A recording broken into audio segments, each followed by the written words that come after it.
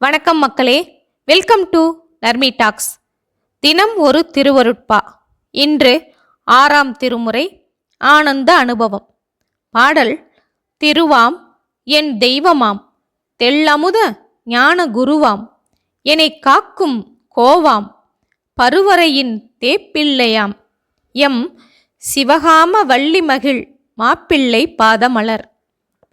இந்த பாடலின் பொருள்: மலையரசனின் அருள்மகவாகிய எங்கள் சிவகாம வள்ளி மகிழ்கின்ற கணவனான சிவபெருமானின் திருவடி மலர் என் செல்வமாகவும் என் தெய்வமாகவும் தெளிந்த அமுதம் போன்ற ஞானத்தை வழங்கக்கூடிய குருவாகவும் என்னை இரட்சிக்கும் மன்னனாகவும் விளங்குகின்றது.